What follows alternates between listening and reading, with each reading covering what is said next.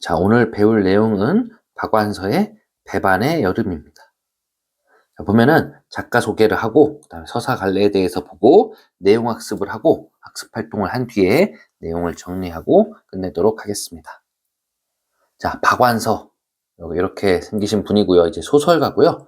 그다음에 주로 이제 평범한 사람들의 일상 그리고 체험을 바탕으로 하였는데 특히 분단의 현실이나 여성 문제, 그다음에 자본주의 체제 등에 관련된 한국 사회의 갈등을 다룬 작품을 많이 썼습니다. 아마 여러분들 책을 읽다 보면은 이 박완서 작가의 작품을 보는 경우가 굉장히 많을 거예요.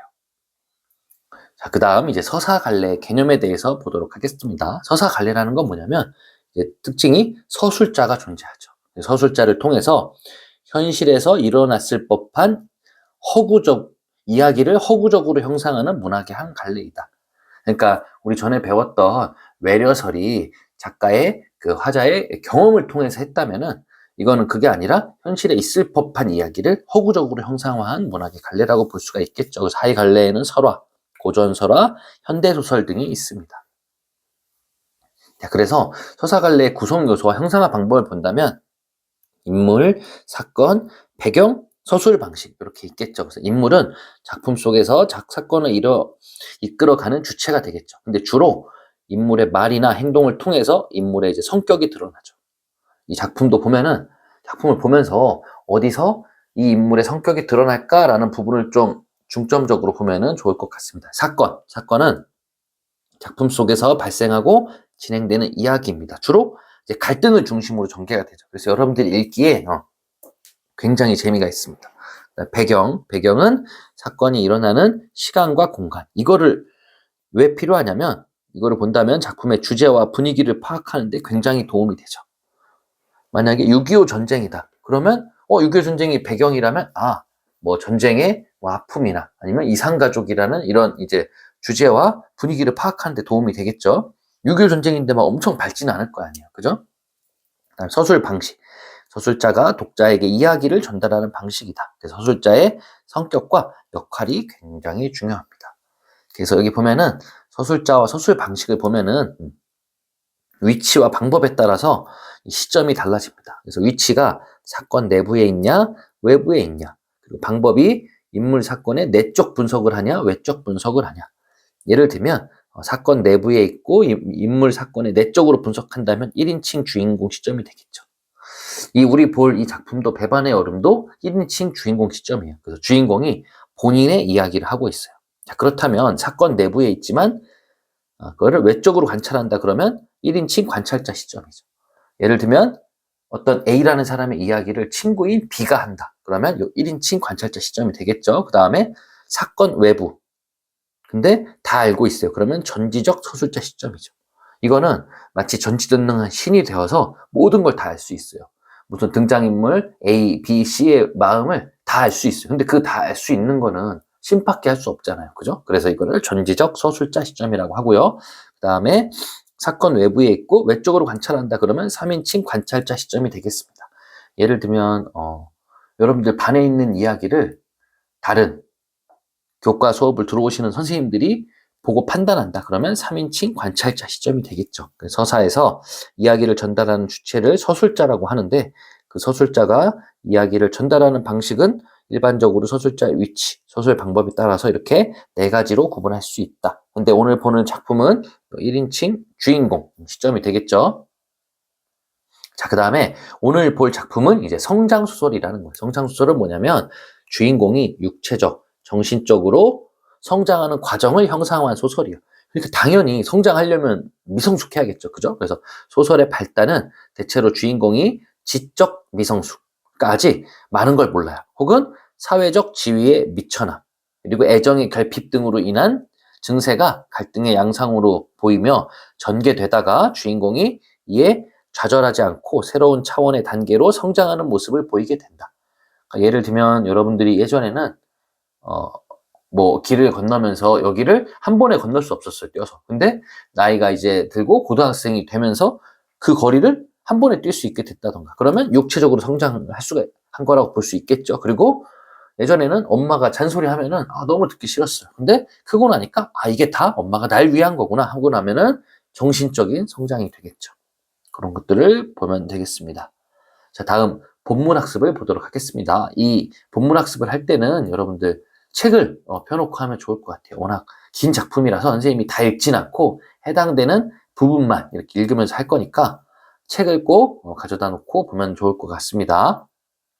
자, 앞부분의 줄거리를 보도록 하겠습니다.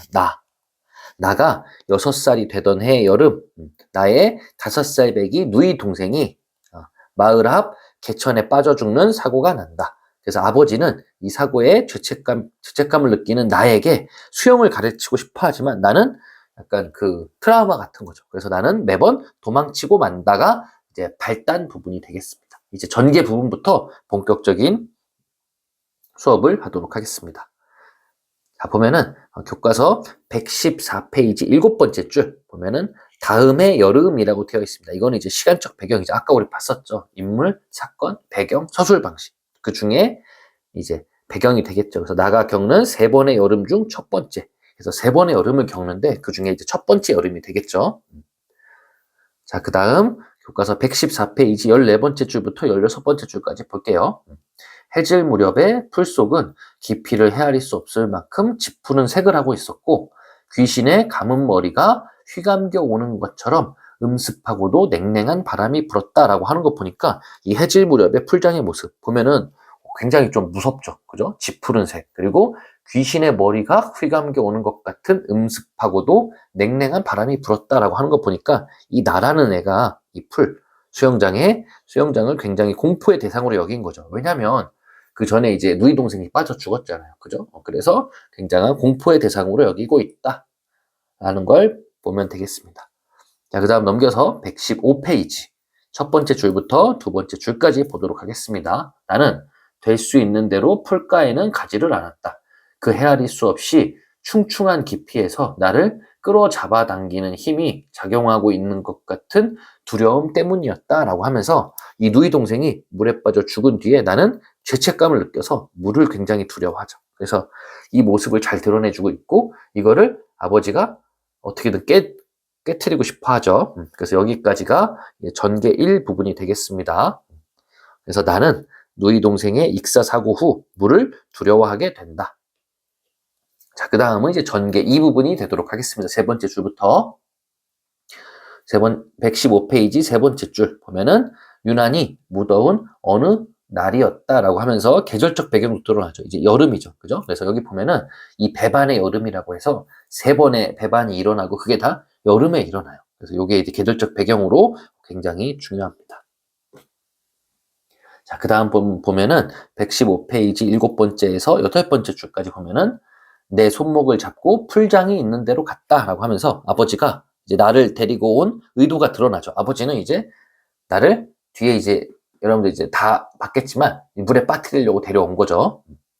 자, 그 다음 115페이지 8번째 줄에서 9번째 줄까지를 보면은 아버지는 건장한 몸집과 소뚜껑 같은 손을 갖고 있었다. 이 아버지의 외양에 대한 나의 묘사죠. 약간 선생님을 보면서 마동석 같은 느낌을 좀 받았어요. 그래서 그런 건장한 몸집과 소뚜껑 같은 손을 갖고 있었다. 그 다음 부분 볼게요. 115페이지 10번째부터 11번째 줄까지. 아버지가 풀가로 걷고 나는 안측으로 걸으면서도 겁이 나서 아버지에게 꼭 매달렸다. 이걸 통해서도 알 수가 있겠죠. 물에 대한 나의 두려움, 내가 얼마나 물을 무서워하는지가 이제 잘 드러나 있습니다. 자, 그 다음 교과서 115페이지 13번째부터 15번째 줄까지 보도록 하겠습니다. 벼랑간 내 몸이 공중에 붕 떴다. 나는 비명을 지르면서 아버지에게 엉겨붙었다. 그러나 아버지는 나를 가볍게 털어냈다. 나는 물속으로 조약돌처럼 풍덩 빠지며 낄낄낄 하는 아버지의 웃음소리를 들었다. 라는 걸 보니까 아버지가 나를 이제 물에 빠뜨렸는데 낄낄낄 웃는 거 보니까 일부러 물에 빠뜨렸음을 알 수가 있겠죠. 그래서 아들이 두려워해서 물에 못 들어가니까 그걸 깨트려 주기 위해서 이제 강제적으로 물에 빠뜨린 거죠. 그 다음 부분 보도록 하겠습니다. 115페이지 16번째 줄부터 17번째 줄까지입니다. 어처구니 없게도 목 위가 물 밖에 나왔는데도 발이 땅에 닿는 게 아닌가라고 하면서 이 두려움의 대상이었던 이 풀의 실체를 확인하게 되자 굉장히 당황스러웠죠. 내가 봤을 때는 아까 뭐 짙푸른 색을 하고 있었고 이런 물속의 깊이를 헤아릴 수 없었는데 막상 들어가니까 목 위가 물 밖으로 나왔는데도 이제 발이 땅에 닿아 있는 거죠. 그러니까 내가 항상 두려움의 대상으로 여겼던 거에 실체를 확인하게 되니까 굉장히 당황스러웠던 거죠. 자, 그 다음 115페이지 18번째 줄부터 19번째 줄까지 보도록 하겠습니다. 그때까지도 아버지는 허리를 비틀고 낄낄대고 있었다. 마치 웃음이 사레가 들린 것처럼 격렬하고 괴롭게 아버지는 낄낄댔다라는 거 보니까 아버지는 이제 원하는 바를 이뤘죠. 그 원하는 바가 뭐냐면 나를 강제적으로 물에 빠뜨림으로써 물에 대한 두려움을 극복하게 해주는 거. 그게 바로 아버지의 역할이었는데 그거를 이제 이룬 아버지의 반응이 되게 웃기죠. 보면 낄낄 됐다라는 한 부분까지. 자, 그 다음 넘겨서 교과서 116페이지 첫 번째 줄을 보도록 하겠습니다. 순간 나는 아버지가 나를 물에 빠뜨려 죽이려 했구나 하고 생각했다. 이게 아버지에 대한 이제 오해를 한 거죠. 그러니까 내가 얼마나 미성숙한지를 보여주는 거죠. 오죽했으면 아버지가 아들을 물에 빠뜨려 죽이겠어요. 그죠? 그래서 그럼 이런 부분들을 보더라도 아까 왜 성장소설인지 알 수가 있겠죠. 굉장히 아직도 미성숙하다라는 걸 이제 볼 수가 있겠죠. 그 다음 116페이지 다섯 번째 줄을 보도록 하겠습니다. 그것은 지독한 배신감이었다. 아버지뿐 아니라 풀도 나를 배신했다. 이게 뭐냐면 첫 번째 배반이 뭐냐면 두려웠던 풀이 사실 아무것도 아니었죠. 그러니까 선생님도 물을 무서워하는데 그 발이 땅에 안 닿으면 무섭잖아요. 그죠? 근데 그런 줄 알았는데 이미 물로 목 밖에 나와 있는데도 발이 땅에 닿는 거죠. 그래서 그걸 보니까 사실은 얘가 별게 아니었네? 풀이 별게 아니었네라는 생각과 그다음 또 하나는 내가 아버지를 그렇게 믿었는데 나를 물에 빠뜨려? 라는 거가 이제 첫 번째 배반의 이제 두 가지가 되겠죠. 그래서 한 가지는 두려워했던 풀이 아무것도 아니었다. 그다음 두 번째는 믿었던 아버지가 나를 물에 빠뜨렸다라는 걸 볼 수가 있겠죠. 그다음 116페이지 일곱 번째 줄을 보도록 하겠습니다. 배신당한 충격과 분노가 도리어 나에게 수영을 배울 용기가 되었다라는 걸 통해서 배반의 경험을 계기로 나는 물에 대한 두려움 대신에 이제 수영을 배울 용기를 갖게 된 거죠. 그러면서 나의 성장을 보여주고 있습니다. 그러니까 내가 오히려 이제 성장하는 계기가 된 거죠. 그러니까 이게 아버지 덕분인데 그런 걸 사실 이제 모르는 거죠. 그죠? 자, 그 다음 부분 116페이지 10번째부터 11번째 줄까지 보도록 하겠습니다. 아버지에 대한 오해와 앙심도 저절로 풀렸다라는 거 보니까 이제 정신적으로 이제 성장을 한 거죠. 어떻게 성장했냐면 아버지에 대한 처음에 배반감, 분노가 있었는데 그게 해소가 된 거죠. 왜냐하면 내가 이제 성장을 해서 알게 된 거죠. 아, 아버지 때문에 이렇게 내가 물을 무서워하지 않고 수영을 배우게 됐구나라고 하면서 이제 알게 된 부분이 되겠죠. 그래서 여기까지를 묶어서 전개 이 부분. 아버지가 물을 두려워하는 나를 풀장에 빠뜨리고 나는 이를 계기로 수영을 익히게 되었다. 그리고 나중에는 이렇게 정신적인 성장까지 이루게 되었다라는 걸 볼 수가 있겠죠. 그 다음은 이제 위기 부분이고 이제 두 번째 에피소드가 시작되는 부분입니다. 자, 그다음 교과서 116페이지 12번째 줄 보면은 국민학교 2학년 때라고 하면서 이제 시간이 경과해서 국민학교 2학년이 되었어요. 그리고 두 번째 에피소드가 시작이 됩니다. 그래서 여기서 말하는 국민학교는 지금의 초등학교라고 보면 됩니다. 116페이지 14번째부터 15번째 줄까지 보도록 하겠습니다. 보면은 서울 시내의 벽에 타일이 붙은 집을 사서 이사를 했다라고 하면서 이제 아버지를 존경하는 이유 첫 번째가 뭐냐면 우리가 서울 시내에 벽에 타일이 붙은 그런 굉장히 내가 생각했을 때 좋은 집으로 이사를 했어요. 그래서 아버지를 존경하게 되었어요.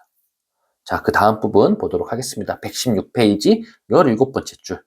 그리고 아버지는 취직을 했다. 이게 바로 내가 아버지를 존경하는 이유 이제 두 가지가 되겠죠. 하나는 아까 얘기했던 타일이 붙은 서울의 집으로 이사한 거, 시내의 집으로. 그 다음 두 번째는 아버지가 취직을 한 거. 그 다음 세 번째 부분은 116페이지 19번째 줄부터 20번째 줄까지 중에 보면은 아버지는 얼마나 훌륭하고 늠름해진 것일까. 내가 아는 어떤 애의 아버지도 나의 아버지처럼 훌륭하지 않았다. 자기 아버지가 사장이라고 대령이라고 교수라고 으스대는 아버지는 봤지만 나의 아버지에 대면 아무것도 아니었다. 사실은 사장, 대령, 교수는 사회적으로 인정을 받는 직업이죠. 자, 그 다음 부분을 보면은 나의 아버지에겐 어떤 딴 아버지하고도 안 닮은 훌륭함이 있었다라고 하면서 여기 17번째 주부터 23번째 주까지 보면 나가 아버지를 우상으로 섬기게 되었음이 나타난다. 나는 이제 아버지를 내 우상으로 삼게 되었어요. 그러면서 그 다음 부분도 보도록 하겠습니다. 116페이지 24번째 줄부터 28번째 줄까지 나는 나의 아버지 아닌 딴 아버지를 볼 때 하나같이 한마디로 쪼다라고 생각했다. 어쩌면 그렇게 세상의 아버지란 아버지는 허약하고 비굴하고 비실비실의 배는 쪼다일까라고 하면서 이 우상인 아버지를 제외한 다른 아버지들을 다 쪼다라고 이제 비하하는 거죠. 이거를 보더라도 굉장히 정신적으로 미숙한 걸 볼 수가 있겠죠. 그죠? 아무리 내가 우리 아버지가 좋지만 우리 아버지를 제외한 나머지 아버지를 다 이렇게 비하하는 거는 좋지 않은 행동이 되겠죠. 자, 그 다음 넘어와서 117페이지 5번째 줄을 보도록 하겠습니다. 채마밭을 가꾸며 과수원으로 품팔이를 다니던 이게 이제 원래 아버지의 직업이었죠.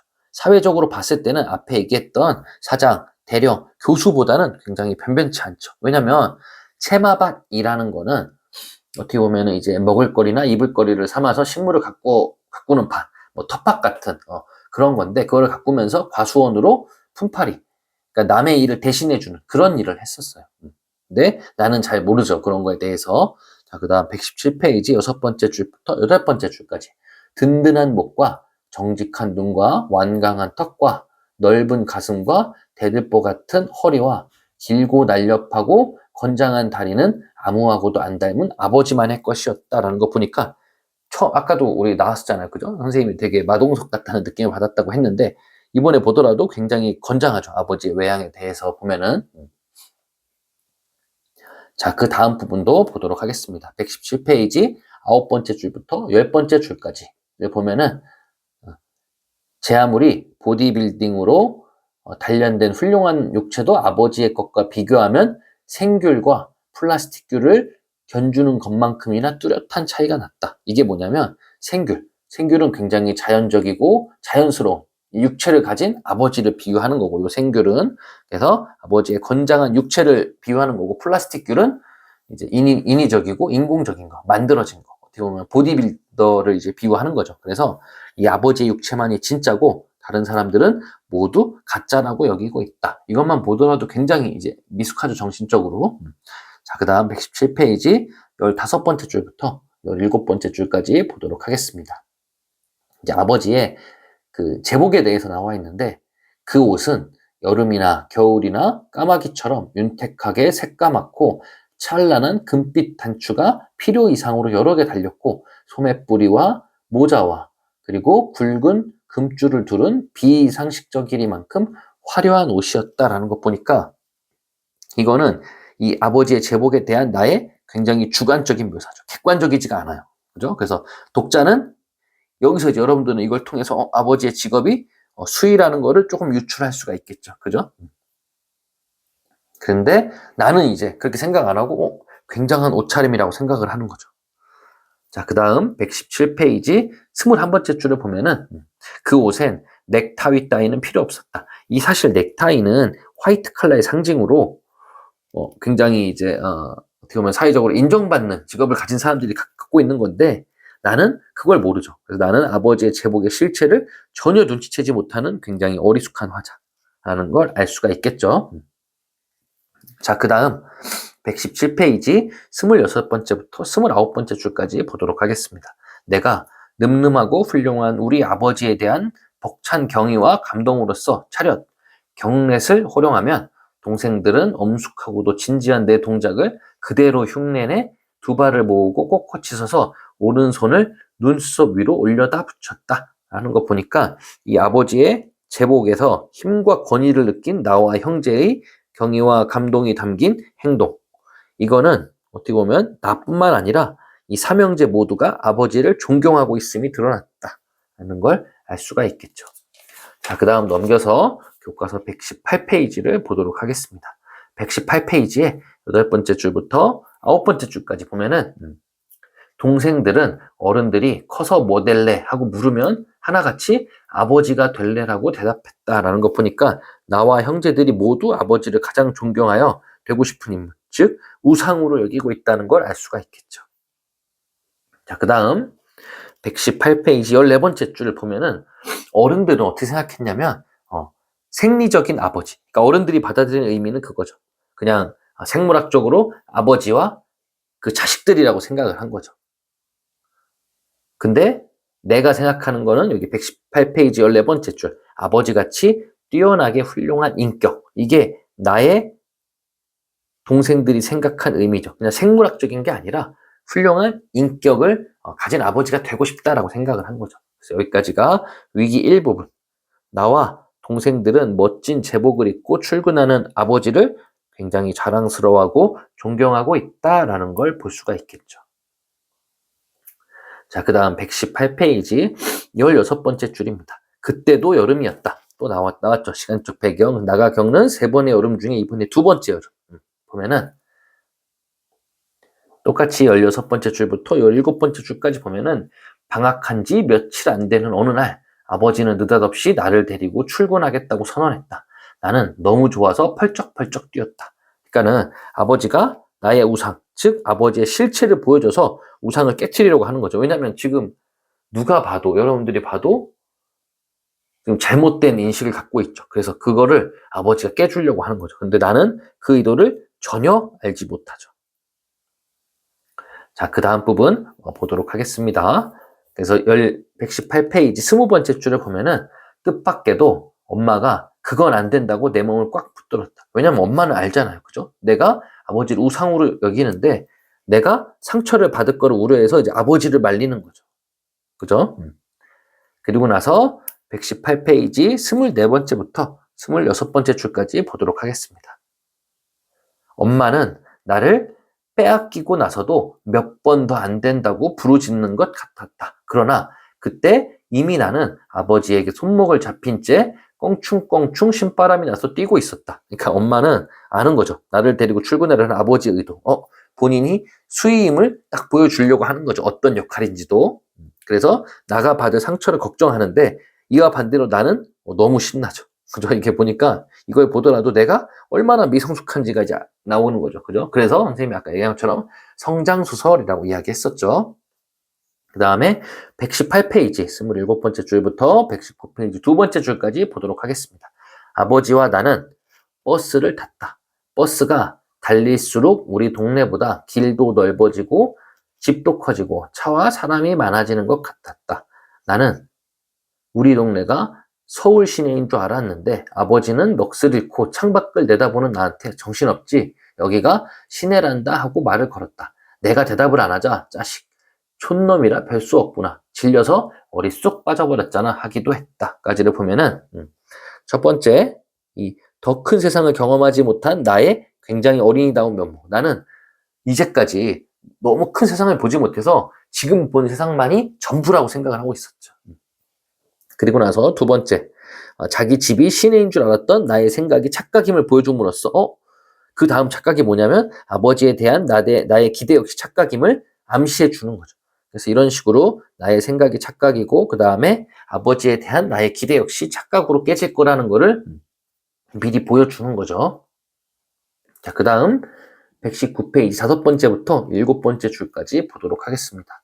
몇 년 전 나를 뿌리쳐 풀 속에 팽개쳤듯이 이 엄청난 인파 속에서 아버지가 나를 팽개칠지 모른다는 생각이 들기 시작했다라고 하면서 나가 불안한 거죠. 옛날에 아버지로부터 배반을 당했는데 또다시 이 배반을 겪을 것을 예감하여 불안을 느끼고 있습니다. 자, 그 다음 부분 119페이지 9번째 줄부터 10번째 줄까지 보도록 하겠습니다. 그러나 여기 보면 그러나 아버지는 나를 뿌리치지 않았을 뿐더러 더욱 꼭 붙들어 주었다. 그래서 나가 섬기는 우상, 즉 아버지 자신의 실체를 보여줘서 우상을 깨트리려는 아버지의 의지가 잘 드러납니다. 그리고 나중에 뒤에 보면은 어떤 부분하고 이제 반대되냐면 나중에 아버지가 이제 우상이 아닌 것이 우상이 깨진 직후 우상이 깨진 직후 수의실을 그러니까 수의실을 내가 뛰쳐나가게 됩니다. 수의실을 뛰쳐나간 나를 이제 붙잡지 않아요. 나를 붙잡지 않은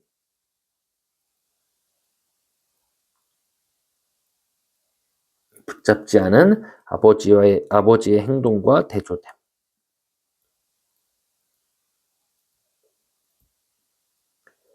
나중에 이제 뒤에도 다시 설명하겠지만 지금은 아버지가 날 꾹꾹 붙드는 이유는 자신의 실체를 보여줘야 되니까 너 나한테 떨어지면 안 돼. 이랬지만 나중에 이제 실체를 보여준 후에 수의실을 뛰쳐나가는데 야 가지마라고 이렇게 붙잡은 게 아니라 전혀 붙잡지 않아요. 이 행동하고는 굉장히 대조된다라는 걸 알 수가 있겠습니다.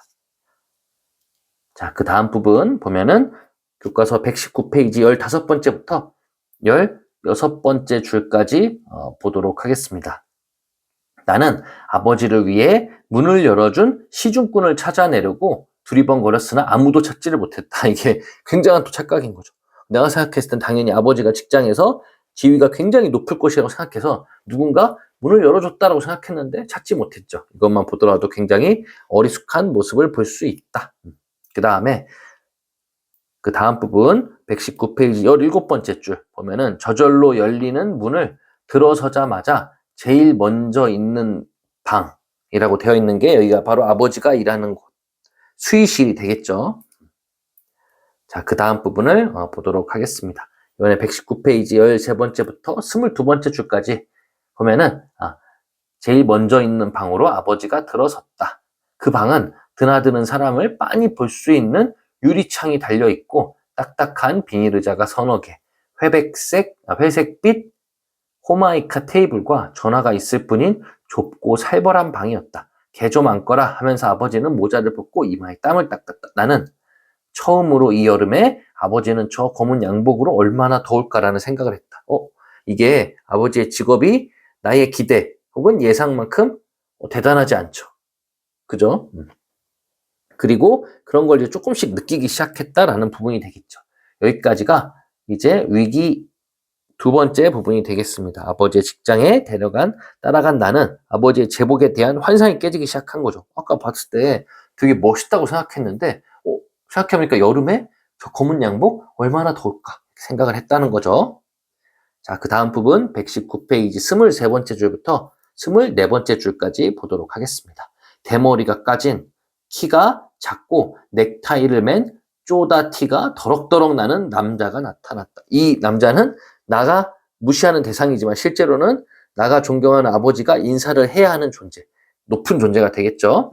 그랬더니 그 다음 부분을 보도록 하겠습니다. 24번째부터 26번째 줄. 아버지는 질거불에서 뛰어나갔다.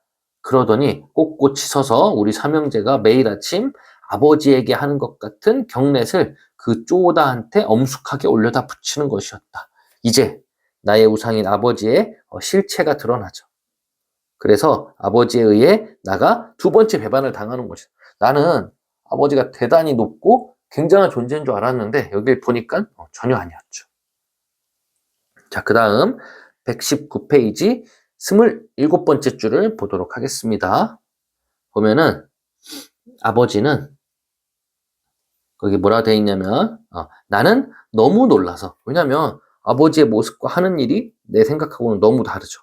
그죠? 그 다음에 28번째 줄부터 121페이지 첫 번째 줄까지 보면은 아버지와는 너무도 딴판인 억수같이 퍼붓는 소나기 속을 물 한 방울 안 맞고 심리도 가게 생긴 새양쥐 같은 사내들이 바로 이제 건장한 아버지와는 달리 겉모습이 볼품없는 사람들이지만 사회적으로는 지위가 훨씬 높죠. 아버지가 건장하지만 그 아버지보다 그 몸도 그렇고 겉모습으로 별 볼 일 없는 사람들이 사회적으로는 지위가 더 높은 거죠. 자, 그 다음 121페이지 네 번째부터 다섯 번째 줄까지 보도록 하겠습니다. 아버지의 존재를 강렬하게 의식하고 있다는 걸 나는 알 수 있었다. 이 사람들이 아버지의 외양, 화려한 제복과 행동을 보며 우월감, 권위의식을 느끼고 있다는 것을 알아차린 거죠. 그러니까 이 아버지의 제복이 화려한 이유는 저 사람들을 위해서. 그래서 아버지의 제복이 화려한 거죠. 그리고 경례 역시 그들에 대한 우월감. 그러니까 이런 걸 보면서 이 사람들은 출근하면서 느끼는 거죠. 내가 우월하고 권위의식이 있다라는 걸 느끼게 된 거죠. 그러면서 그 다음 부분 121페이지 6번째 줄부터 8번째 줄까지 보도록 하겠습니다. 아버지의 당당한 거구와 비상식적인 화려한 옷은 실은 아버지의 것이 아니었던 것이다. 넥타이맨 세앙지들의 우월감과 권위의식을 충족시키기 위한 어릿광대의 의상이었던 것이다. 그러니까 사실은 이제 나가 아버지의 화려한 제복의 의미를 깨닫게 된 거죠. 그러면서 세상에 대한 인식이 성숙해진 거죠. 아, 이제야 깨닫게 된 거죠. 그리고 나서 121페이지 11번째부터 13번째 줄까지 보도록 하겠습니다. 그리고 벼랑갈 낄낄댔다. 웃음이 사례가 들려 더 지독한 웃음이 되어 아버지의 웃음은 좀처럼 멋지를 못했다. 라는 부분을 보니까 똑같죠. 원하던 바를 이룬 아버지의 바는 낄낄댔다. 이게 굉장히 중요한 거죠. 그죠? 자, 그 다음 121페이지 13번째부터 14번째 줄까지 보도록 하겠습니다. 질자백이 깨지는 소리였으며 동시에 나의 우상이 깨지는 소리였다. 이 아버지의 낄낄대는 웃음, 이게 바로 세상에 대한 미숙하고 잘못된 나의 인식을 깨트려 주는 거죠. 그러면서 내가 각성하고 성장할 수 있게끔 만들어주는 아버지의 역할이었던 거죠. 그죠? 자, 그 다음 보면은 121페이지 16번째 줄부터 17번째 줄까지 보도록 하겠습니다. 아니, 또 한 번 팽개쳤던 것이다 하면서 아버지가 어린 시절 나를 풀장에 빠뜨렸던 기억을 떠올리는 거죠. 아, 그때처럼 또 내가 팽개쳐졌다, 배반을 당했다라고 생각을 한 거죠. 그러면서 17번째 줄부터 20번째 줄까지 보면은 나는 도시의 인파 속에서 몇 년 전 풀 속에서 허위적대듯 허위적댔다. 그리고 풀 속에서 듣던 것과 똑같은 아버지의 웃음소리를 들었고 풀 속에서처럼 고독했고 풀 속에서처럼 이를 감며 아버지에게 앙심을 먹었다라고 하면서 두 번째 배반을 당한 직후 나의 심리가 어떠냐면 당황하고 허우적대는 거죠. 고독감도 느끼고 아버지에 대한 이제 앙심, 분노가 생긴 거죠. 아니, 날 속이다니 이러면서. 근데 이 부분에서 이제 여기까지가 이제 위기 3 부분인데 나는 어떻게 알 수 있냐면 이제 아버지가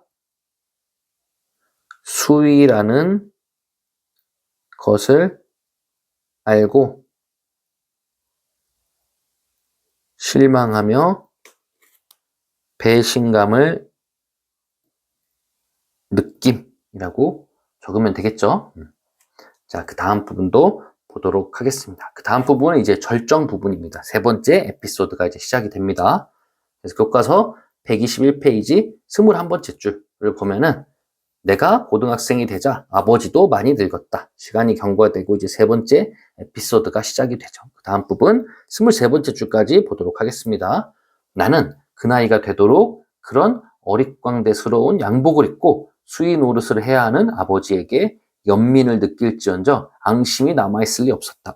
이걸 보니까 아버지에 대한 나의 심경이 변화가 됐죠. 처음에는 앙심을 품고 있었는데 지금 연민을 느낀다라고 보니까 나의 사고가 이전보다 더 성숙해진 거죠. 계속 이런 배반의 과정을 거치면서 미성숙한 내가 성숙해지는 거죠. 자, 그 다음 121페이지 24번째부터 25번째 줄까지 보도록 하겠습니다. 나는 아버지를 우상처럼 섬기는 대신 사랑했고 아버지 대신 새로운 우상을 섬기고 있었다. 이 나가 가족인 첫 번째 우상인 아버지를 대신해서 깨졌으니까 누구를 이제 삼았냐면 사회적으로 저명한 이사 전구라라는 사람을 두 번째 이제 우상으로 삼은 거죠. 자, 그 다음 25번째 줄 보도록 하겠습니다. 새로운 우상은 전구라 선생이었다. 이 구라라는 장면만 보더라도 나가 우상으로 숭배하는 인물이 실제로는 구라, 이제 거짓말을 하는 굉장히 위선적인 인물이라는 거를 암시하고 있는 거죠. 자, 그 다음 넘겨서 122페이지 보도록 하겠습니다. 122페이지에 5번째 줄부터 6번째 줄까지 보도록 하겠습니다. 간혹 그런 걸 갖고 그분의 인격에 오게티로 삼으려는 사람도 있었지만 나는 오히려 그런 것으로 더 그분을 존경했다라는 거 보니까 나의 평가와 세간의 평가가 차이가 나죠. 그러면 사실 그런 차이 나는 이유가 있겠죠. 근데 그거를 알아보지 못하죠. 왜냐하면 내가 아직 미숙해서 이 전구라의 실체를 온전히 파악하지 못하고 있는 거죠. 성숙해졌지만 이런 부분에 있어서는 아직 성숙해지지 못한 거죠. 자, 그 다음 122페이지 7번째 줄부터 123페이지 세 번째 줄까지 보도록 하겠습니다. 그분은 이론과 행동뿐 아니라 한 몸의 지, 정, 의가 원만히 조화된 전인이었다라는 거 하는 거 보니까 유년 시절과 비교할 때 나의 의식이 굉장히 사회적, 정신적 가치가 확장이 됐죠. 그때보다 훨씬 굉장히 성숙해졌죠. 근데 한편으로는 전구라에 대한 나의 생각을 통해 나가 아직도 굉장히 분별력이 없구나. 그리고 아직도 미숙한 존재라는 게 드러나죠. 여러분들 고등학생도 마찬가지예요. 아직 미숙한 존재예요, 여러분들. 자, 그 다음 부분도 보도록 하겠습니다. 교과서 123페이지 네 번째부터 일곱 번째 줄까지 보도록 하겠습니다. 사랑에 대한 동경과 지식의 탐구와 고통받고 박해받는 약하고 가난한 이웃들에 대한 참을 수 없는 연민이라는 거였다. 그 대목은 늘 내 정결한 피를 끓게 했다. 그것이야말로 사람이 죽는 날까지 정열을 바칠 가치가 있는 거였다라고 하면서 이게 전구라에 대한 나의 태도가 아버지를 우상으로 섬길 때처럼 굉장히 맹목적이다. 그때도 사실은 깨졌잖아요. 그죠? 그래서 나가 여전히 미숙하다라는 걸 알 수가 있겠죠.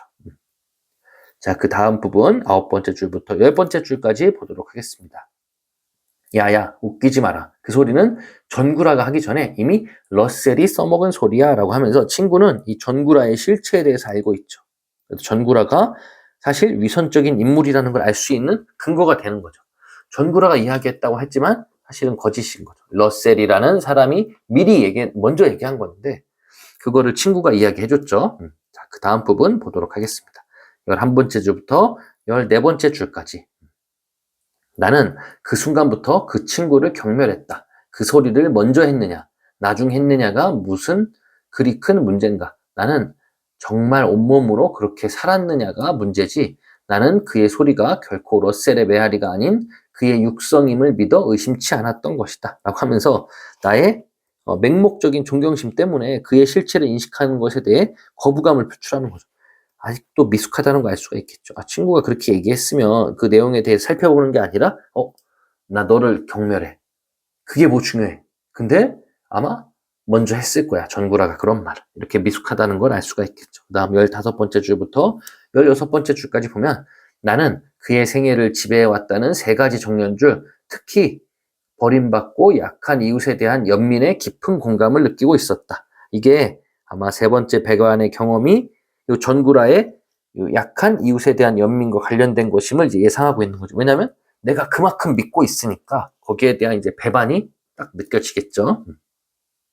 그 다음 18번째부터 20번째 줄까지 보면은 빼놓지 않고 읽은 그의 글 도처에 이 희생자들에 대한 연민과 이들에게 희생을 강요하는 악에 대한 분노의 괴로움이 진땀처럼 끈끈하게 배어 있었기 때문이다. 하면서 이 세 번째 열정을 계속 강조하는 거죠. 그럼으로써 나중에 제시되는 전구라의 행동이 더욱 위선적임을 느끼게 하는 거죠. 자, 그 다음 21번째부터 22번째 줄까지 보도록 하겠습니다. 그의 인격을 흠모하며 원대한 꿈을 키웠고 그의 사상과 이념을 정신의 지주로 삼아 면하게 힘썼다. 라는 부분을 보니까 나는 전구라를 삶의 지침으로 삼을 정도로 너무 이제 우상으로 여기고 있는 거죠. 좀 잘못된 생각을 갖고 있는 거죠. 그 다음 23번째 줄을 보도록 하겠습니다. 시간적 배경으로 어느 무더운 여름날이었다면서 나가 겪는 세 번째 여름 중에 마지막 세 번째 여름이 되겠습니다. 그러면서 여기까지를 묶어서 26번째 줄까지를 묶어서 고등학생이 된 나는 전구라를 새로운 우상으로 섬기게 되었다라는 걸 알 수가 있겠죠. 자, 그 다음 넘겨서 27번째 줄부터 29번째 줄까지 보도록 하겠습니다. 비좁은 방을 아버지의 거구가 가득 채우니까 숨이 막혔다. 나는 아버지가 빨리 나가주기를 바랐다. 더위 때문만은 아니었다. 라고 하면서 이 전구라의 사진을 보는 아버지의 시선에 굉장히 반감을 느끼는 거죠. 아버지가 좀 시선이 이상해. 그리고 나의 우상이 또다시 아버지에 의해 깨어질 수 있다는 불안을 느끼고 있는 거죠. 자, 그 다음 넘겨서 이제 124페이지가 되겠습니다. 자, 124페이지 보면은 두 번째부터 네 번째 줄까지 나는 아무리 아버지지만 전구라 선생을 그런 시선으로 바라보는 걸 참을 수가 없었다. 이 전구라에 대한 굉장히 맹목적인 존경심이 아버지에 대한 반감으로 이어진 거죠. 내가 정부라 이렇게 존경하는데 아버지가 왜 그러지 하면서 이제 아버지에 대한 반감으로까지 이어지고 있습니다. 그래서 그런 시선은 존경이 아닌 굉장히 멸시의 시선, 그런 걸 느끼고 있는 거죠. 그 다음에 124페이지의 13번째 줄을 보도록 하겠습니다. 그 낡은 생각은 뭐냐면 연예인을 딴따라라고 부르면서 굉장히 경시하는 거, 그런 행동을 나는 굉장히 싫어했었죠. 그런 부분도 잘 나타나 있습니다. 다음 16번째부터 17번째 줄까지 보도록 하겠습니다. 그 사진을 모독으로부터 지키고 싶었다라는 걸 보니까 자신이 존경하는 전구라의 사진에 대한 경멸의 시선을 모독이라고 생각하는 거죠. 너무 이제 맹목적이죠. 자, 그 다음 보도록 하겠습니다. 124페이지 21번째 줄 보면은 저 작자가 딴 따라만도 못한 작자라는 걸 하면서 아버지는 전구라를 평소 경멸하는 딴 따라보다 못한 굉장히 부정적인 인물로 인식하고 있는 거죠. 그러니까 아버지는 평소에 본인의 직업보다 아래로 생각한 게 딴 따라예요. 근데 이 딴 따라보다 더 못한 존재가 이 전구라인 거죠. 그죠? 이렇게 보면은. 자, 그 다음 부분을 보면은 22번째 줄을 보도록 하겠습니다. 분노가 느꼈다. 나는 화끈한 분노를 느꼈고 이 분노는 뭐냐면 자신의 우상을 경멸하는 아버지에 대한 분노. 나가 이 아버지에 대해서 이제 분노를 하는 거죠. 그 다음 부분을 보면은 여기 또 분노가 있는데 그 분노는 이번에 아버지가 전구라에게 느끼는 이제 분노가 되겠죠. 그래서 전구라의 경험을 떠올리며 아버지가 전구라에게 느끼는 분노가 되겠습니다. 자, 그 다음 124페이지 22번째부터 24번째 줄까지 보도록 하겠습니다. 아버지 역시 나만 못지않은 분노에 떨고 있다는 걸 알 수 있었으나 그 분노를 이해할 수는 없었다. 그러니까 이걸 보더라도 과거에 아버지와 전구라 사이에 어떤 불미스러운 일이 있었구나라는 걸 이제 짐작을 할 수가 있겠죠. 자, 그 다음 124페이지 28번째부터 29번째 줄까지 보도록 하겠습니다. 한땐 그 작자가 아버지 발밑에 엎드려 살려달라고 싹싹 빈 적이 있었느니라 라고 하면서 아버지와 전구라 사이에 있었던 일이 제시될 것임을 이제 암시하고 있는 거죠. 그러면서 독자의 흥미를 유발하고 있는 부분이 되겠습니다. 자, 그 다음 넘겨서 125페이지 네 번째 줄을 보도록 하겠습니다. 어떤 예감이라고 한 게 뭐냐면 과거의 경험으로부터 기인한 예감이자 아버지가 나의 기대를 배반할 것이라는 이제 예감이 든 거죠. 내가 이제 2번을 경험했잖아요. 그죠? 자, 그 다음 125페이지 네 번째부터 5번째 줄까지 보도록 하겠습니다. 아버지가 또 한 번 낄낄거릴 것 같은 예감이었다라고 하면서 아버지의 이 낄낄거리는 웃음은 결국엔 나의 인식을 배반하는 결과로 이어진 거죠. 2번 다 그랬죠. 물에 빠뜨렸을 때랑 그 다음에 본인의 실체를 보여줬을 때. 그러면서 125페이지 5번째 줄을 보면은 나를 풀 속에 팽개치고 이게 첫 번째 여름의 사건이 되겠고 그 다음에 다음 부분을 보면 자동문 밖으로 팽개치고 요게 2번째 여름의 사건이 되겠고 그죠? 그래서 그 부분을 다시 보면은 나는 어떤 예감으로 가슴이 고통스럽게 죄어왔다. 그건 아버지가 또 한 번 낄낄거릴 것 같은 예감이었다. 나를 풀 속에 팽개치고 또 자동문 밖으로 팽개치고 나서 낄낄대던 그 기분 나쁜 웃음을 뱃속 가득히 품고 있는 얼굴로 아버지는 나를 쳐다보고 있었다라는 거 보니까 아버지가 또 나의 우상을 깨뜨릴 것 같은 것을 직감하면서 굉장히 고통스러워하고 있죠. 자, 그 다음 125페이지 8번째 줄을 보도록 하겠습니다. 그럴 리가요. 아버진 뭔가 잘못 알고 계신 겁니다. 라고 하면서 아버지에 의해 자신의 우상이 깨지기를 원치 않는 나의 이제 항변이 되겠죠. 그랬더니 12번째 줄 보도록 하겠습니다. 너도 알지? 우리가 저 녹번리 지나 구파벌 살 때 라고 하면서 이 부분은 이제 역순행적 구성이죠. 역순행적 구성이 뭐냐면 순행적 구성은 사건을 시간의 흐름에 따라서 순서대로 배열하는 거죠. 그래서 순행적 구성은 과거, 그 다음에 현재, 다시 쓸게요. 과거, 현재, 이렇게 미래로 이어지는 거. 근데 역순행적 구성은 그게 다르게 된 거죠. 뭐 예를 들면 현재였다가 과거로 간다든가 이런 것들. 그래서 사건을 자연스러운 흐름에 따라 배열하는 거는 순행적. 근데 그거를 거슬러서 거꾸로 간다고 했을 때는 역순행적 구성이죠. 그래서 이미 왔는데 너 알지? 구파발 살 때라고 하면서 이 아버지가 과거를 회상하는 말을 직접 인용하여 아버지와 전구라 사이에 일어난 사건을 제시하고 있는 거죠. 자, 그 다음 보도록 하겠습니다. 19번째 줄부터 21번째 줄까지 보면은 산모, 장모, 애아범이 합세를 해서 이빨이 근덩근덩 하도록 안간힘을 써도 이놈의 아새끼는 안 나오고 산모는 그만 숨이 넘어가려고 하더란 말이야 라고 하면서 아이가 나오지 않아 산모가 죽을 위기에 이제 처해 있는 거죠. 그리고 나서 126페이지 두 번째부터 세 번째 줄을 보도록 하겠습니다. 별 수 있니? 내가 차도로 나섰지. 손님이 내릴 듯이 속도를 늦추기 시작하는 택시 손잡이를 잡고 무작정 뛰었지. 이 아버지가 굉장히 급박한 상황에 처한 친구를 위해 굉장히 헌신하는 인정 많은 인물임을 알 수가 있겠죠. 이제까지 우리가 보던 뭔가 아들한테 차갑게 하던 모습이 아니라 굉장히 헌신하고 인정이 많은 인물임을 알 수가 있겠습니다. 자, 그 다음 6번째 줄 어떤 작자, 여기는 이제 전구라를 이야기하겠죠. 그러면서 거기 말하는 이제 그 다음 6번째부터 8번째 줄을 보면은 근데 그 사이에 어떤 작자, 전구라가 그야말로 꼭 새앙쥐 같이, 이 새앙쥐는 굉장히 작고 재빠른 동물이고 그 다음에 동물인데 아주 교활하고 약삭 빠른 사람을 빗대어 이르는 부정적으로 하는 거죠. 그래서 아버지는 이 전구라를 새앙쥐에 빗대서 그의 교활하고 약삭 빠른 성품을 이제 드러내고 있는 거죠. 그러면서 새앙쥐같이 내 겨드랑이 밑으로 쏙 빠지더니 택시 속에 들어앉는 거야.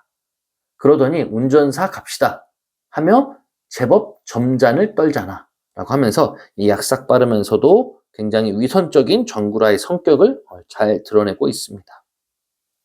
그 다음 부분을 보면은 9번째 줄부터 12번째 줄까지 보면은 그래도 우린 애거를 했다. 통사정을 하면서 말이다. 근데 이 새앙쥐 같은 작자가 뭘 했는 줄 아니? 우리한테는 아예 대꾸도 안 하고 운전사한테 어서 가지 않고 뭘 하고 있어? 택시는 먼저 타는 게 임자야. 글쎄 이러더란 말이야. 라고 하면서 이 전구라는 장씨 아저씨의 사정을 듣고도 굉장히 이기적인 태도를 보인 거죠. 분명히 전구라가 말했던 이웃에 대한 연민 이게 있었는데 전구라는 위선을 보인 거죠. 그죠? 그래서 13번째 줄 이제 아버지가 화가 나서 젓가락으로 간장 종지에 빠진 파리 집어내기보다 더 쉽더라니까. 그러니까 두 손가락으로 딱 꺼낸 거죠. 그래서 이걸 보더라도 전구라가 굉장히 나약하다는 것을 알 수가 있겠습니다. 자, 그 다음 14번째부터 15번째 줄까지 보도록 하겠습니다. 벼랑간 계집이나 지를 것 같은 비명을 지르더니 길바닥에 나자빠지는 거야 라고 하면서 이 거짓으로 부상을 입은 것처럼 행동하는 전구라의 굉장히 교활하고 약삭빠른 성격이 드러나죠. 아까 왜 새앙쥐라고 불렀는지 알 수가 있겠죠.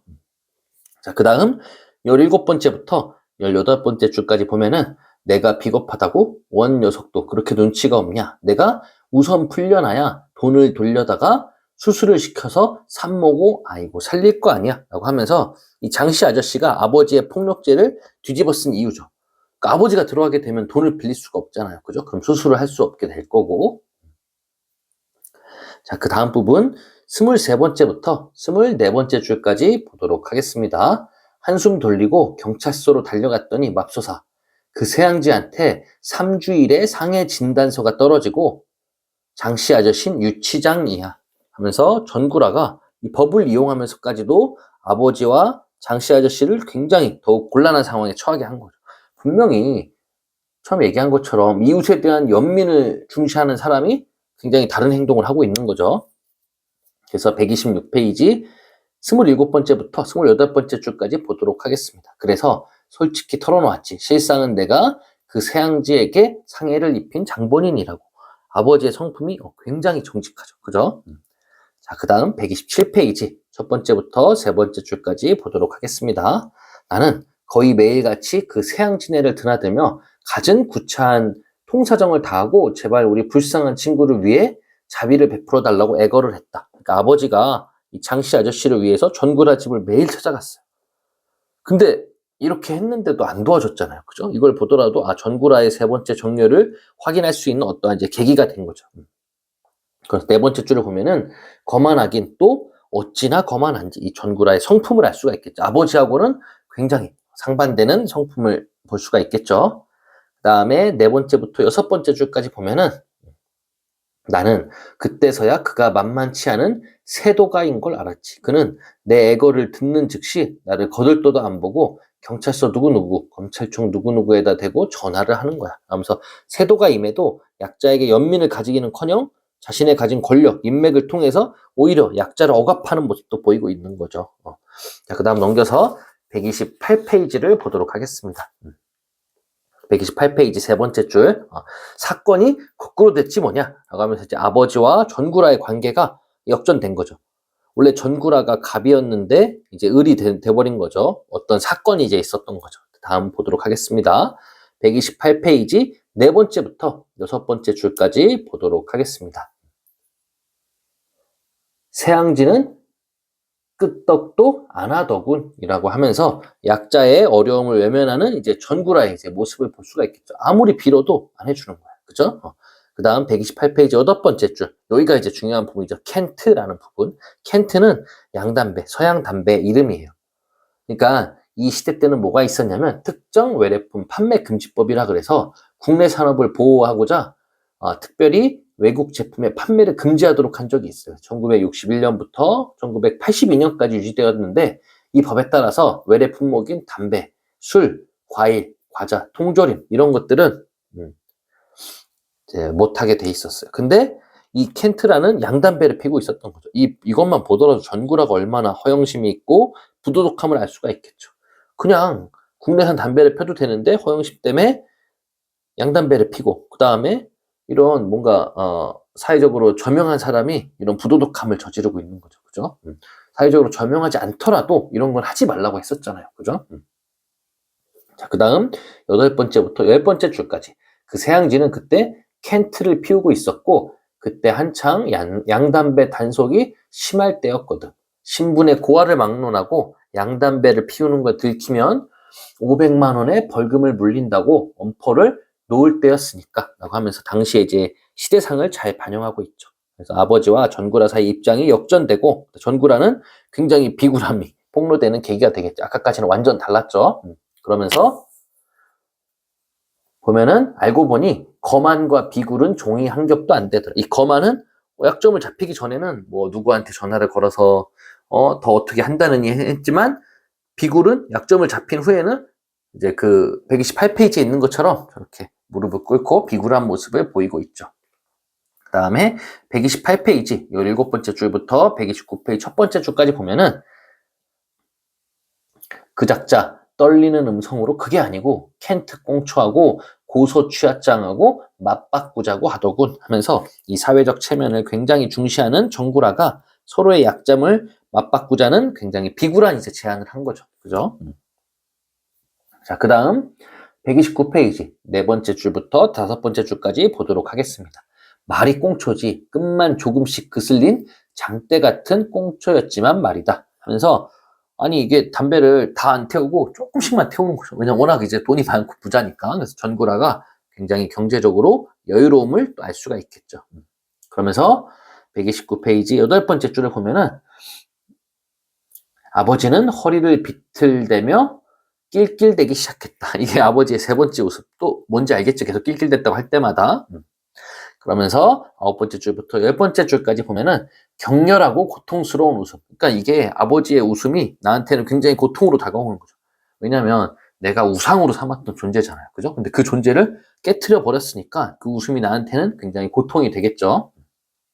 그러면서 여덟 번째 줄부터 열 번째 줄까지 다시 한번 보면은 그러더니 아버지는 허리를 비틀면서 낄낄대기 시작했다. 낄낄낄 낄낄낄 하면서 연방 사례가 들리면서 새로운 낄낄낄을 불러일으키고 격렬하고 고통스러운 웃음 좀처럼 끝나지 않았다.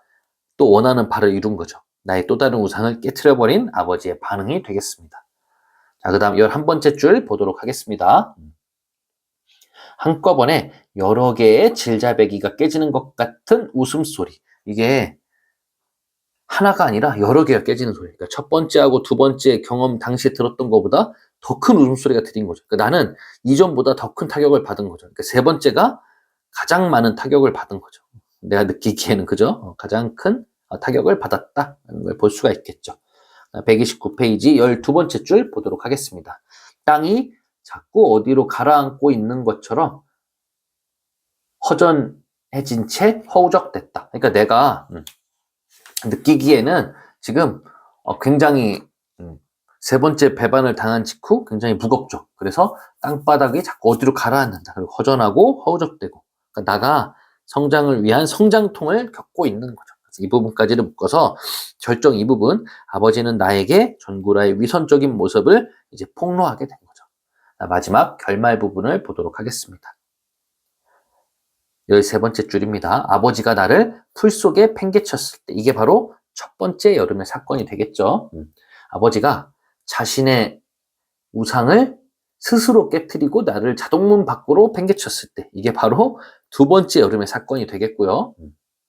그 다음에 16번째 줄부터 17번째 줄까지 보면은, 그러나 지금의 이 허우적거림에서 설 자리를 찾고 바로 서기까지는 좀 더 오랜 시일이 걸릴 것 같다. 그러니까 이게 과거 두 번의 배반보다는 훨씬 더 삶의 방향을 상실하게 된 세 번째 배반이 훨씬 더 큰 충격으로 다가온 거죠. 그죠?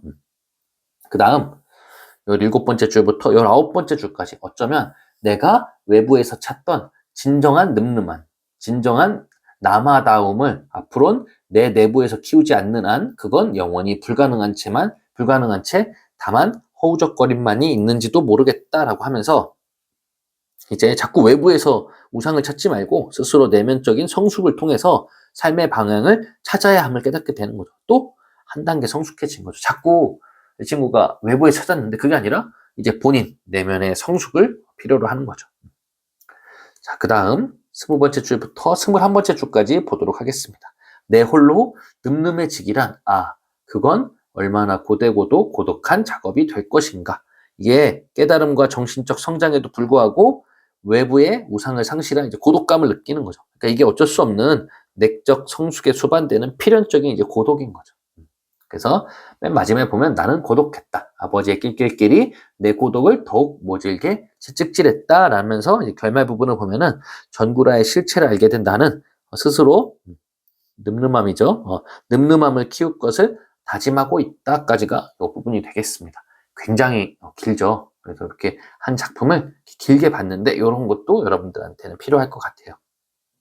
자, 그러면 정리를 해보도록 하겠습니다. 갈래는 단편소설이자 성장소설이고요. 그 다음에 성격은 회고적, 다시 돌아보는 거고, 그 다음에 체험적, 그리고 비판적, 성찰적이다. 그 다음에 시간은 현대, 여름, 그리고 서울의 변두리가 공간이 되겠고, 주인공 1인, 시점은 1인칭 주인공 시점.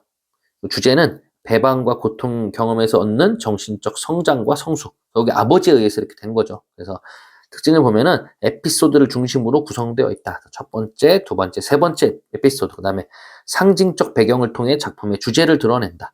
그리고 회상의 방식을 통해 소년 나의 시점에서 이야기가 전개되고 있다라는 게 이제 특징이 되겠고요. 그 다음 부분 보면은 이렇게 첫 번째 에피소드는 전개 부분에서 아버지가 물을 두려워하는 나를 풀장에 빠뜨리고 나는 이를 계기로 이제 수영을 익히게 됐고요. 그다음 두 번째 에피소드는 위기 부분. 아버지의 제복을 보고 아버지를 존경하던 나는 아버지가 수의라는 사실을 알고 크게 실망하게 된다. 마지막 세 번째 에피소드는 절정하고 결말 부분이었고요. 아버지는 전구라를 새로운 우상으로 섬기는 대신 나에게 그의 위선을 폭로하고 나 스스로 늠름함을 키울 것을 다짐한다. 계속 이제 깨달음이 있었죠. 그 다음 첫 번째 배반의 내용을 보면은 죽은 노이 동생에 대한 죄책감으로 풀장을 두려워했는데 나중에 알고 보니까 아버지와 풀장에 대한 지독한 배신감, 충격과 분노를 느꼈고 두려움의 감정이 허상임을 알게 되고 용기를 갖고 수영을 익혀 물과 친해지게 되었다. 그러니까 결국에는 이제 물이 깊지 않음을 깨닫게 되었고, 그 다음에 아버지에 대한 이제 배신도 느꼈고, 그 다음에 그로 인해서 수영을 하게 되었다. 그 다음에 배반의 여름에 나타난 서사갈래의 구성 요소와 형상화 방법. 그때 얘기했었지 아까. 인물, 갈등, 배경, 서술자를 보면은 인물은 나. 굉장히 겁이 많죠. 그리고 외적인 것을 보고 대상을 쉽게 판단하는 순진한 면이 있죠. 그래서 겉에만 보고 물에 기피를 무서워한다든가 아니면 아버지의 제복을 보고 멋있다고 생각한다든가. 근데 아버지는 다소 거칠고 냉소적이죠. 근데 결국은 아들을 위해서 아들이 현실을 깨우치도록 이끌어주는 존재이다. 갈등을 보면은 갈등 요인은 순진하지만 미성숙하고 잘못된 인식을 아버지가 깨트리려고 한다. 그래서 아버지가 나에게 3번의 배반을 경험하게 하고 결국 나가 미성숙하고 잘못된 인식을 버리고 내면의 성숙을 이루게 된다.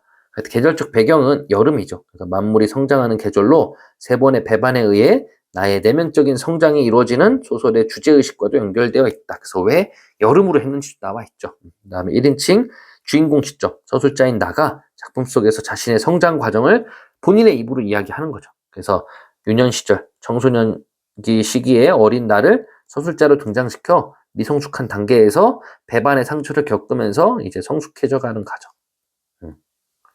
성숙해지는 과정을 효과적으로 형상화하고 있다.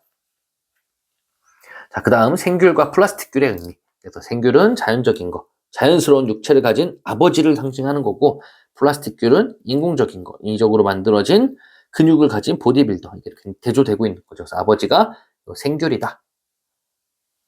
자, 그 다음 부분도 보도록 하겠습니다.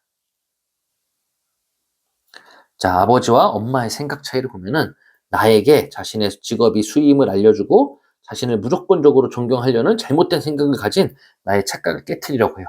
근데 엄마는 어떠냐면 아버지의 직업이 수임을 한 내가 너무 실망할까봐 걱정하고 그 다음에 아버지에 대한 나의 환상을 지켜주려고 한다. 그래서 이게 두 개가 대조되고 있다, 생각이. 자, 그 다음 넥타이의 역할도 보도록 하겠습니다. 비정상적으로 화려한 제복을 입었지만 넥타이는 하지 않은 아버지와 넥타이를 하고 새까만 차에서 내리는 쪼다의 옷차림을 대조하여 두 사람의, 이게 중요한 거죠, 사회적 지위의 차이를 보여준다 라는 것도 잘 드러나 있습니다. 그 다음에 자식들과 아버지의 경례의 의미.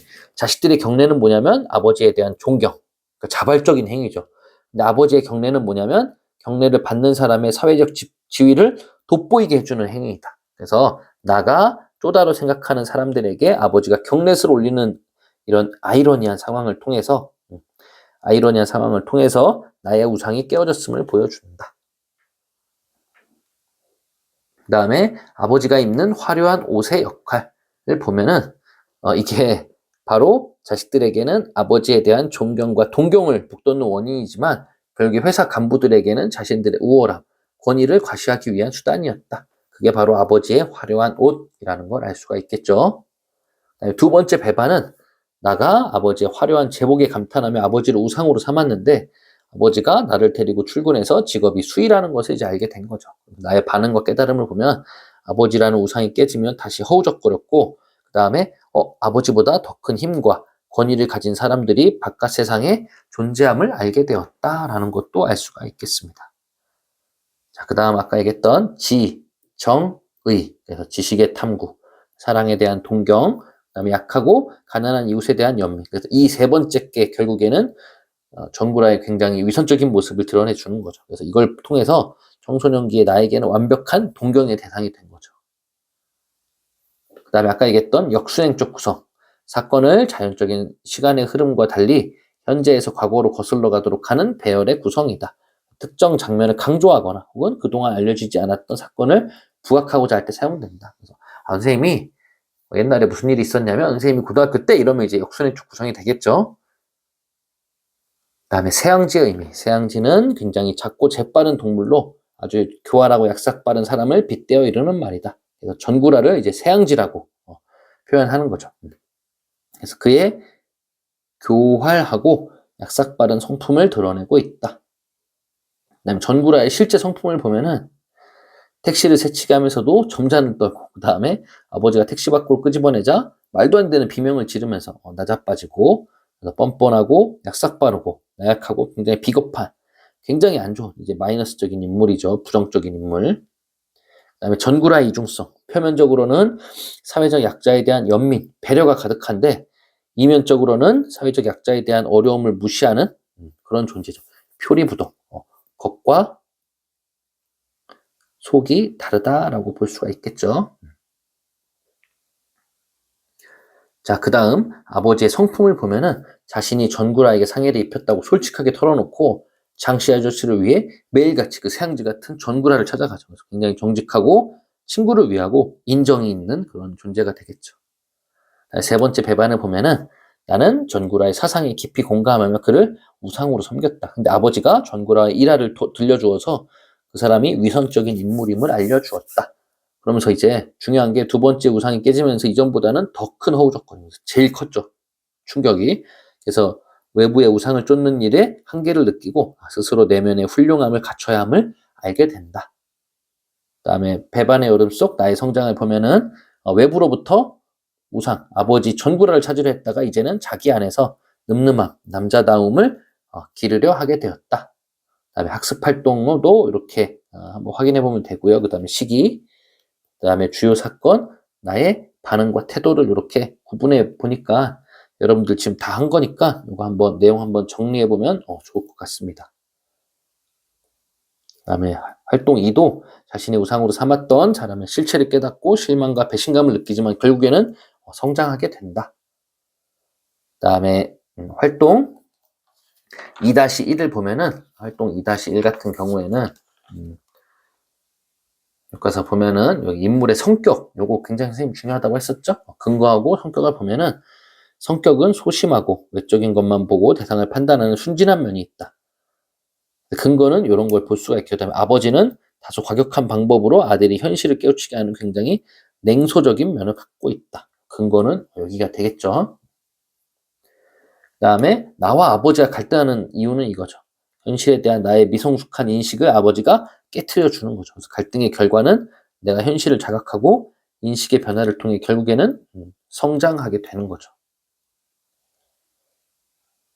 자, 그다음에 다음 글을 바탕으로 하여 이 소설이 왜 배경이 여름인지를 보면은 봄은 새싹이 돋고 잎사귀가 피어나는 시기이다. 이들은 아직은 여리지만 머지않아 자라날 것이기에 미래를 기대하게 한다. 여름은 풀과 나무가 왕성해지는 시기이다.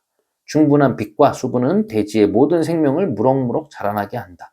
가을이 되면 여름 내 자라나던 나무와 풀은 움츠러들게 한다. 열매를 맺은 뒤 나무는 힘을 잃고 잎을 떨군다. 겨울이 되어 나뭇가지가 앙상하게 마르고 풀들이 자취를 감추면 마치 한 생이 끝난 듯한 느낌이 든다.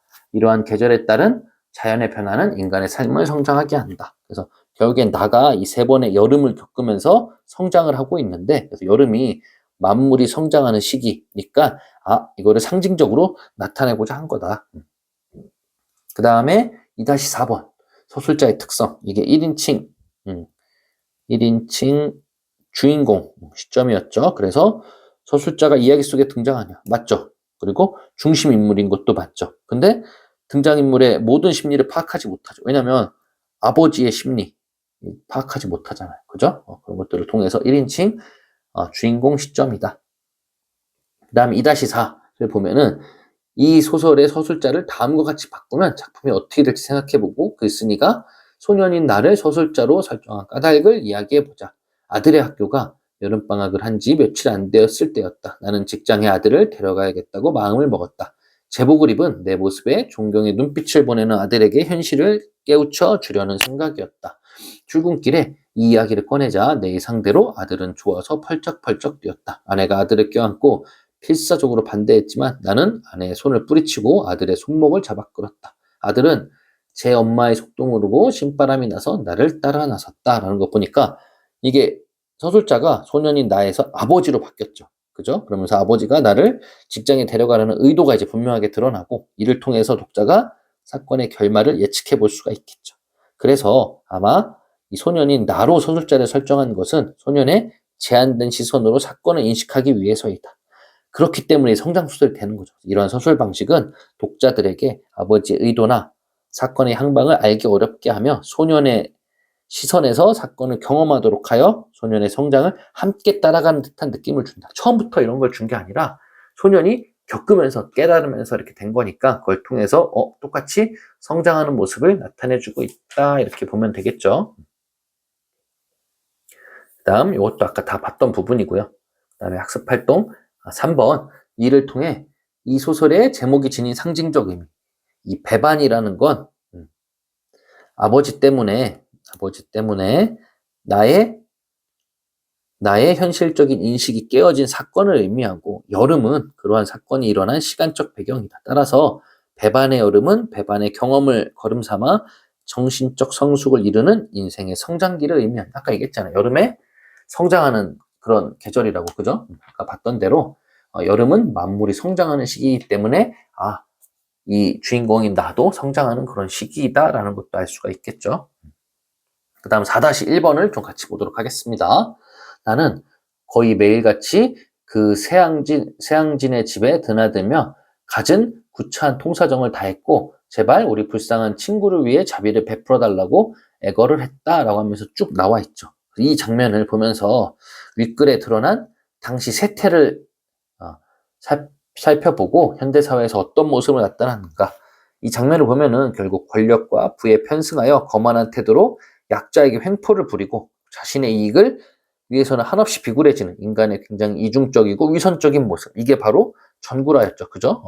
이와 같은 세태는 현대사회도 똑같죠. 그래서 여기 보면은 갑질이라는 문화가 사실은 그런 것 같죠. 이 갑질이 자신이 상대보다 우월한 지위에 있다는 생각을 바탕으로 상대방에게 부당한 일을 강요하는 건데 이런 게 많이 있다라는 걸 알 수가 있겠죠. 그래서 1976년에 발표된 이 소설이 오늘날 독자에게 어떠한 의의와 가치를 지니는가라고 한다면 소년이 믿어왔던 것으로부터 배반의 경험을 하면서 성장해 나간다. 이것도 현대 이제 우리의 청소년들에게도 적용될 수 있는 보편성을 띠고 있다라는 걸 알 수가 있겠죠. 다음 서사갈래의 개념 아까 다 봤고요. 구성 요소와 형상화 방법도 봤고요. 마지막 부분 나와 아버지의 갈등을 보면은 나는 아버지의 말과 행동 때문에 우상이 깨어지는 배반을 겪었고 나는 3번의 배반을 겪으며 성장하였다. 라는 부분까지 이렇게 나타나 봤습니다. 굉장히 좀 내용이 길었는데 여러분들 한번 중간중간 이해 안 되는 부분은 다시 한번 멈춰보면서 한번 전체적인 내용을 좀 파악해 보는 것이 중요할 것 같습니다. 자, 이상 수업을 끝내도록 하겠습니다.